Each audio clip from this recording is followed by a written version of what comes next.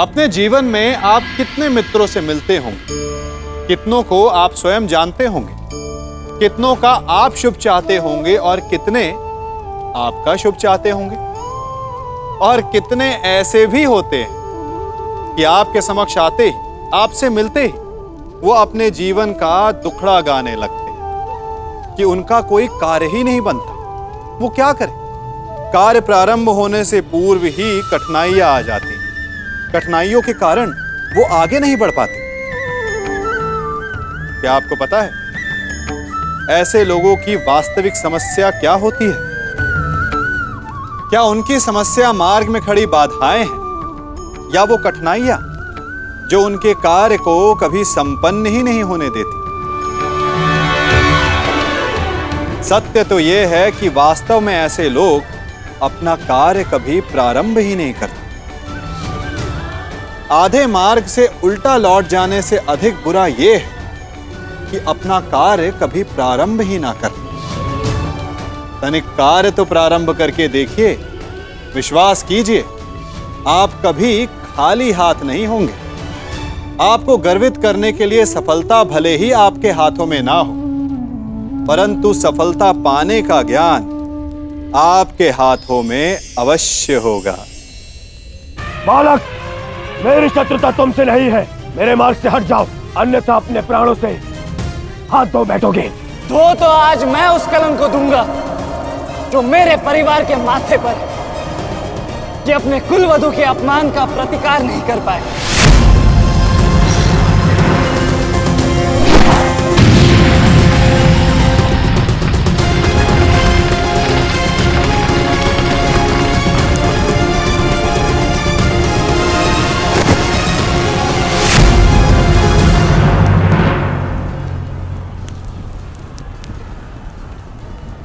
अनुभव करो इस ज्वाला को युवराज दुर्योधन।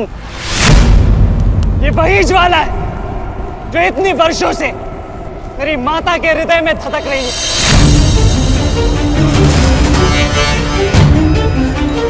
छोटा था मैं बहुत, पर मेरा रोम रोम जल उठता था ये सुनकर कि मेरी माता के साथ क्या हुआ। सोचो, मेरे माता पिता और मेरे काकाओं पर क्या बीती होगी जब उन्होंने वह दृश्य देखा। मेरे माता पर क्या बीती होगी जब सहस्त्रों आंखें उनके वस्त्रहीन होते शरीर पर पड़ रही थी। आज मैं आपको उस अपमान का अनुभव कराऊंगा। आपकी पूरी सेना और महारथियों के समक्ष आपका वस्त्रहरण करूंगा और कोई कुछ नहीं कर पाएगा।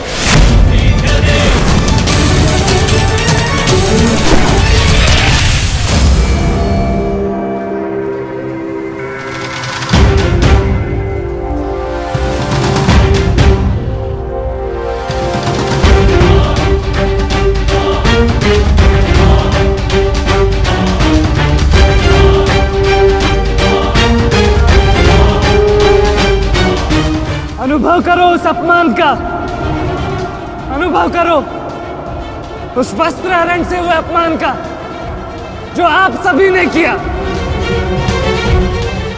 नदी जब सीमा तोड़ती है तो बाढ़ आती है। आज आपकी पाप की धारा की बाढ़ में आप स्वयं बह जाएंगे काकाश्री।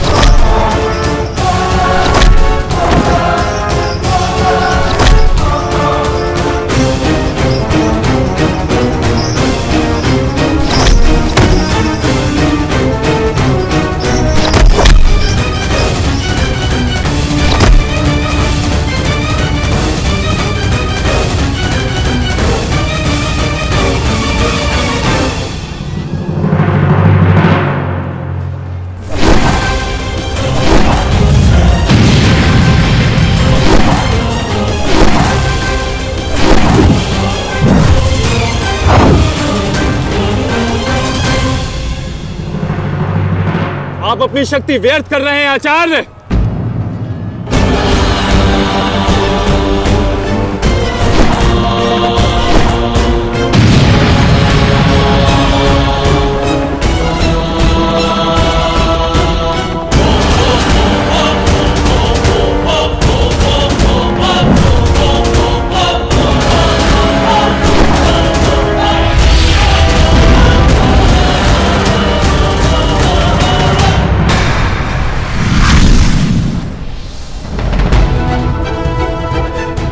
दुर्योधन को मेरी सहायता की आवश्यकता है।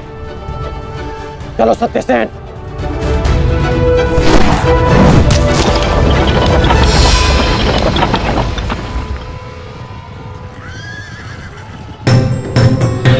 कहां चले अंगराज? मैं जानता हूं कि तुम्हारे मित्र पे आए संकट का संदेश तुम्हें मिल चुका है, परंतु मैं तुम्हें जाने नहीं दे सकता।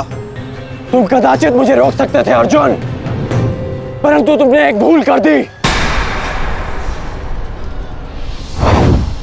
तुम अपने रथ पर नहीं हो अर्जुन। हाँ, वासुदेव तुम्हारे सारथी हैं, परंतु महाबली हनुमान का आशीर्वाद तुम्हारे रथ पर नहीं।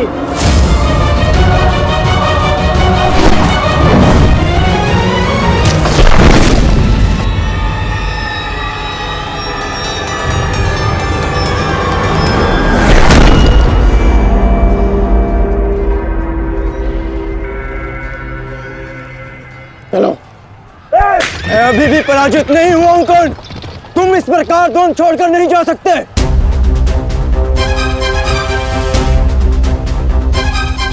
तुम युद्ध के नियम भूल रहे हो अर्जुन। युद्ध का नियम है कि महारथी ही महारथी के साथ द्वंद्व कर सकता है, और तुम रथ विहीन हो, इसलिए मैं तुम्हारे साथ द्वंद्व नहीं कर सकता। पहले अपने रथ का पहिया सुधारो, फिर आकर मुझे युद्ध का आह्वान देना, क्योंकि परशुराम शिष्य कर्ण नियम तोड़कर युद्ध नहीं करेगा।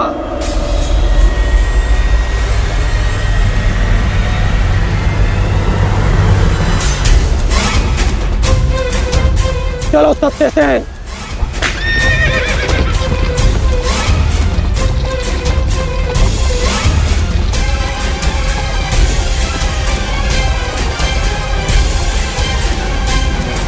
अब समझे पार्थ कि मैं कर्ण की प्रशंसा क्यों करता हूं।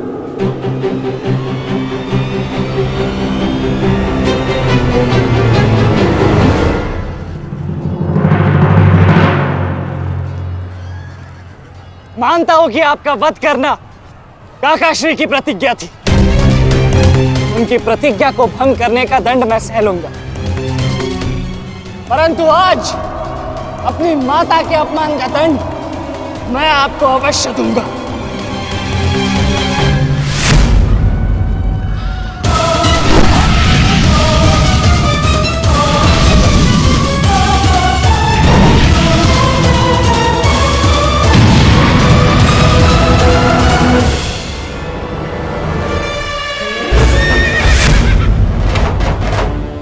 किसी की प्रतिज्ञा टूटे, पर मेरी प्रतिज्ञा नहीं टूटेगी अभिमन्यु।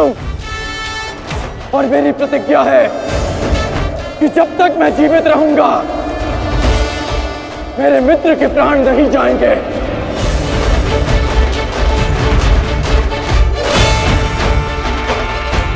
यदि जीवित रहना चाहते हो तो पीछे हट जाओ अभिमन्यु। आप भूल रहे हैं अंगराज कि मैं किसका पुत्र हूं।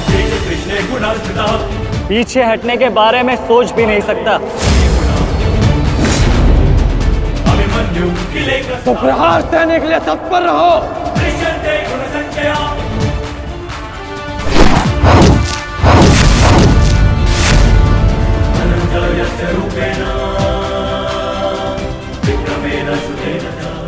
ये मेरे लिए पर्याप्त नहीं अंगराज।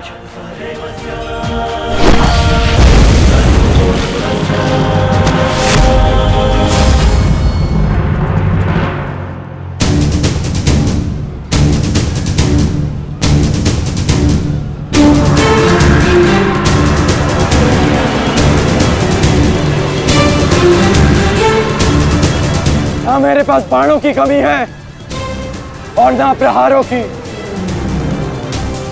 ये अंतिम अवसर है अभिमन्यु, लौट जाओ।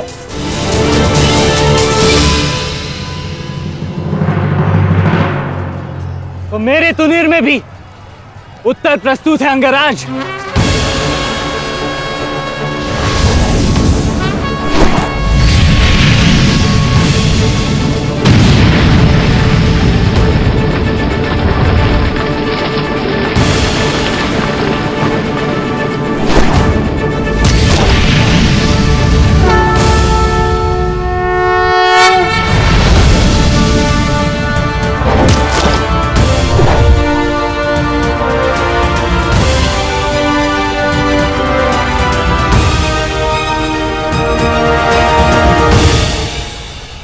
मैं तुम्हारा सामर्थ्य स्वीकारता हूं। तुम एक कुशल योद्धा हो अभिमन्यु, किंतु कुशल होने के साथ साथ बुद्धिमान होना भी आवश्यक है। लौट जाओ। यदि कल युद्ध करना चाहते हो तो आज जीवित रहना सीखना होगा। लौट जाओ अभिमन्यु।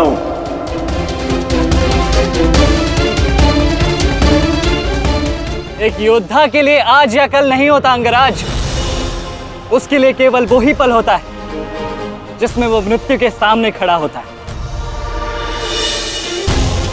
एक वीर योद्धा से सुना था मैं, हे मृत्यु, तैयार यदि तू आने को, प्रसन्न मुखा। द्वार खुला है, तेरा स्वागत, प्रसन्न मुखा।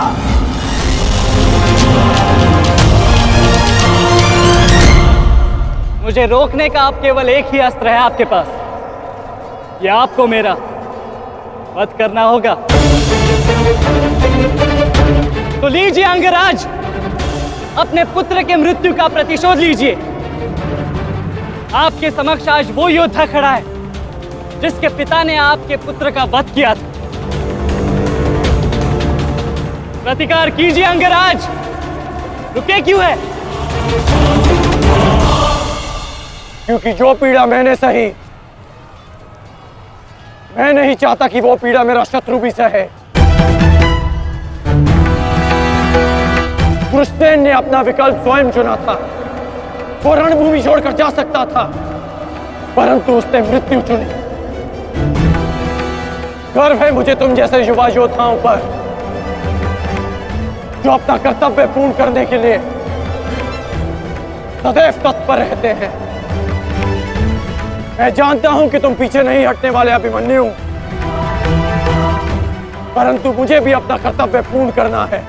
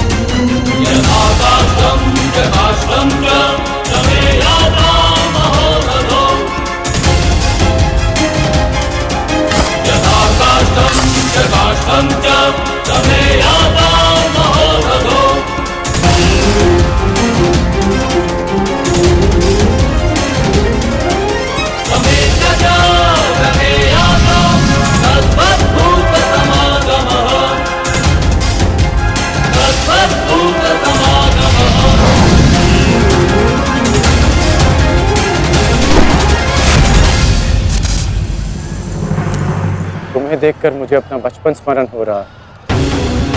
अभी तुम्हारा जीवन आरंभ हुआ है। इसे इस प्रकार व्यर्थ मत करो। मैं आशा करता हूं कि अगली बार जब हम दोनों मिले तो दो शत्रुओं के भांति नहीं, दो वीरों के भांति एक दूसरे के गले में। अभी तुम्हारा जीवन शेष है। जाओ वत्स।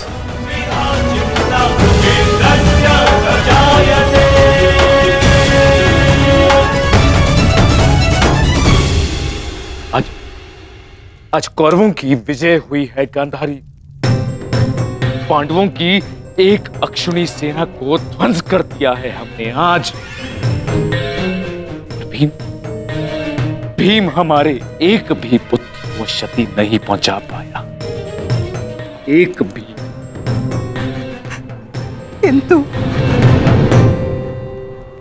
किंतु दुर्योधन का क्या महाराज?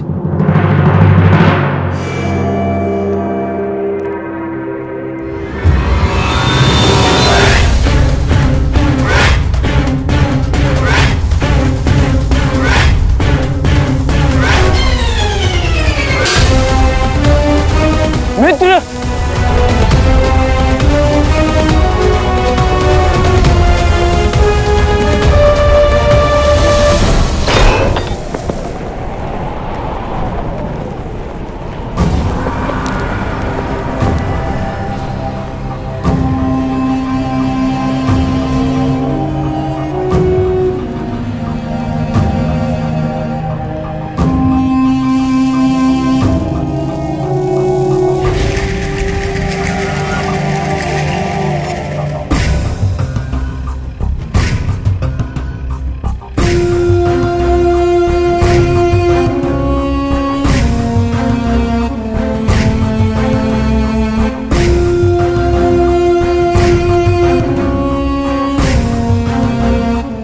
आज मैं आपको उस अपमान का अनुभव कराऊंगा। आपकी पूरी सेना और महारथियों के समक्ष आपका वस्त्र हरण करूंगा। परंतु आज अपनी माता के अपमान का दंड मैं आपको अवश्य दूंगा।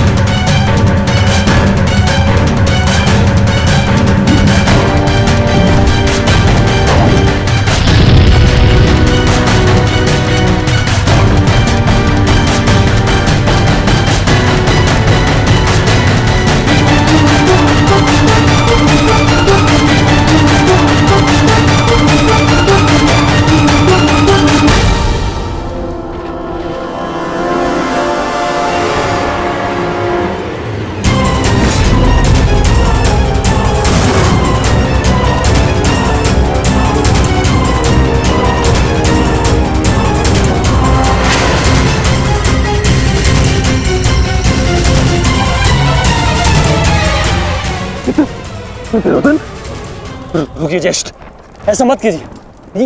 ये क्या कर रहे हैं आप? दुर्योधन, दुर्योधन, ये सब कुछ क्या है? आज के इस युद्ध में हमें विजय मिली है, फिर ये सब कुछ क्यों कर रहे हो तुम? ऐसी विजय जो अपमान की थाली में सजा कर मिले, ऐसी ही विजय से श्रेयस्कर है कि मृत्यु को पालूं। नहीं। मेरे जीवन में कभी मेरा इतना अपमान नहीं हुआ है।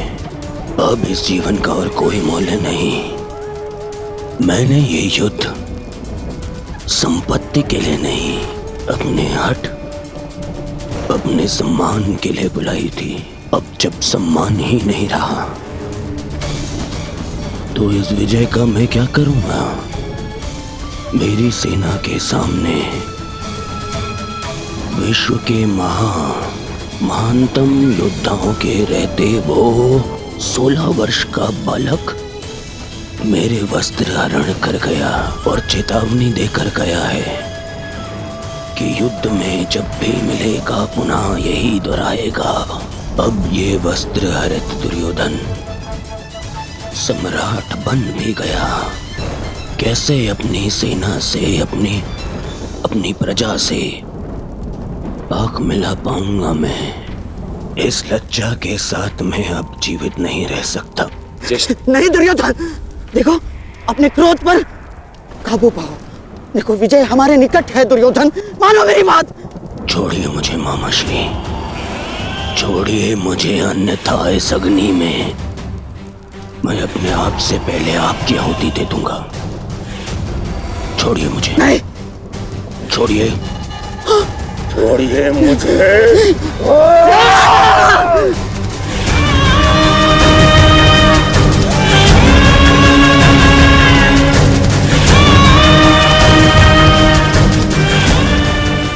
नहीं, नहीं दुर्योधन, देख क्या रहे हो मूर्खों? कोई रोको इस अनर्थ को।